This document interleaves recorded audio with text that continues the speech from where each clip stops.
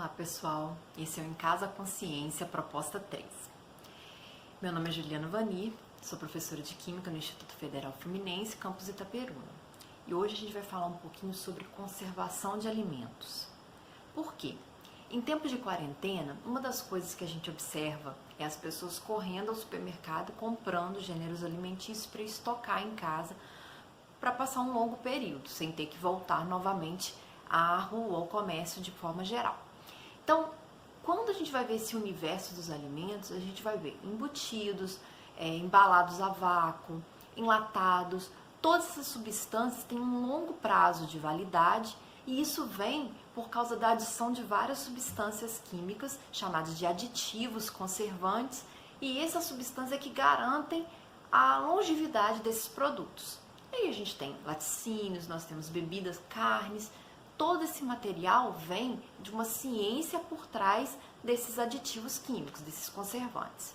Bom, mas e antes disso? Como se conservavam esses alimentos? Vão um pouquinho mais. Não existia geladeira, refrigerador, freezer, tudo isso vem de 100 anos para cá, né? E ainda assim, no início, era um produto caro, né? Poucas famílias poderiam ter acesso, né, aquisitivo a uma geladeira. Até hoje é um produto caro, vamos dizer assim. Então, como se conservava alimentos? Porque existia conservação. Porque o ser humano, ele aprendeu a observar a natureza, a manipular.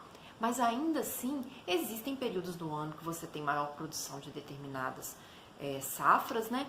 E em outra época você vai ter outros produtos em alta produção. E como que você faz para equalizar isso? Na verdade, eles tinham que armazenar esse material, esses produtos para consumir ao longo do ano. E armazenar de forma que conserve as qualidades para que ele consiga ser consumido.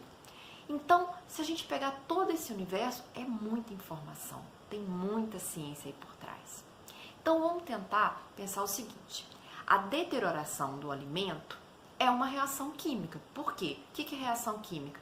É qualquer alteração da composição da matéria. Então, um alimento, quando ele deteriora, ele alterou a composição química. Então, é uma reação química. Então, vamos pensar numa reação química.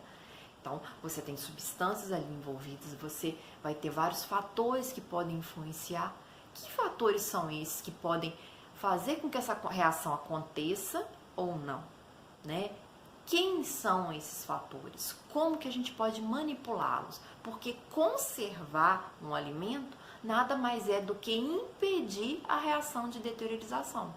Ou, né, tardiar, que é o que acontece. A gente tenta retardar esse processo de deterioração. Aí, vamos pensar um pouquinho. Muito desses processos, eles estão vinculados à presença de micro-organismos.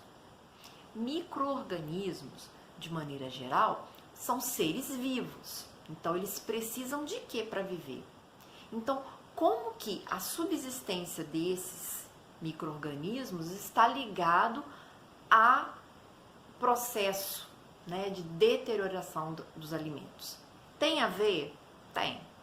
Como? É isso que a gente tem que pensar um pouquinho. Então, para a gente conseguir elaborar melhor essas ideias, pensar como que acontece esse processo, quem são os fatores que estão envolvidos, como que os micro-organismos participam disso e como que a gente pode usar essas informações em benefício de retardar essas reações, é a ciência da conservação, né? Então, vamos fazer um experimento muito simples, né? Em casa, vocês vão pegar um pedaço de carne pequeno, porque ninguém tá podendo gastar muito, cortar em 4 fatias ou 4 pedacinhos, porcionar em 4 porçõezinhas iguais, tá? Eu fiz algumas imagens de um experimento que eu montei aqui em casa e mandei no PDF para vocês. E aí a gente vai colocar em 4 recipientes, no caso 4 copos descartáveis transparentes para a gente conseguir acompanhar. E aí a gente vai fazer um teste. No primeiro copo, a gente vai cobrir com óleo de cozinha. Óleo, esse óleo vegetal. No segundo copo, a gente vai cobrir com sal. Sal de cozinha normal, sal de mesa. No terceiro, a gente vai cobrir a carne por inteiro com água. Por isso que a carne é bom ser pequenininha, porque a gente faz gastando um pouquinho de cada coisa. E no quarto copo, a gente vai deixar a carne só. Depois de feito isso, a gente vai cobrir com plástico filme, ou então, se você não tiver plástico filme nem um copo descartável, pode ser copo de vidro, desde que ele esteja limpinho, sequinho, e cobrir com um pires de vidro, um pratinho. O importante, pessoal, é cobrir para quê? Para que não perca umidade, né? E também para que não entre nenhuma mosca, nenhum inseto e altere o que a gente está querendo ver, que a gente quer ver ali a deteriorização da carne. A gente vai deixar esse negócio, esse sistema, né, esse experimento com esses 4 ensaios parado durante uma semana.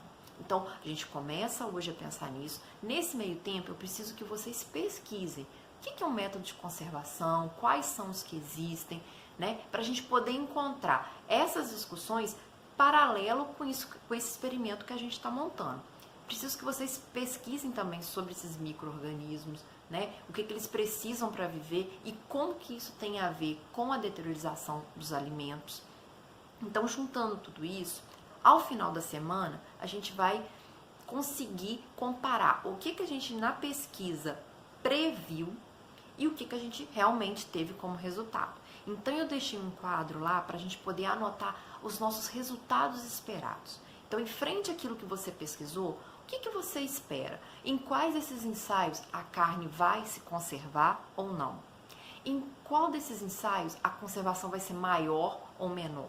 E como que isso acontece? Por quê? A justificativa, a explicação, né? Como que a química, né? A biologia, porque também nós vamos falar de micro-organismos, como que a ciência explica o fato de um ensaio ter se conservado melhor a carne do que outro.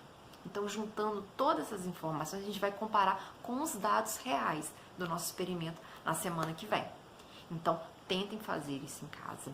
Mais no finalzinho da semana, provavelmente na segunda-feira, eu vou mandar um vídeo de como que estava, né, hoje o meu experimento.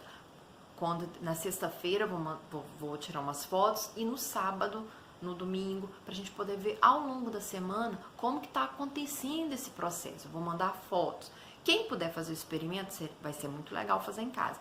Não pode fazer com carne, não tenho carne, ou então, né, não estamos podendo desperdiçar, tenta fazer com outro alimento. Não tem problema. O ideal é que seja bem úmido, né? Ou então uma fruta. A carne é o ideal, mas a gente pode tentar fazer com outros alimentos também. Tenta fazer em casa, manda suas informações, as suas fotos do que você está fazendo e a gente vai comparando e discutindo ao longo da semana. Conto com vocês, hein?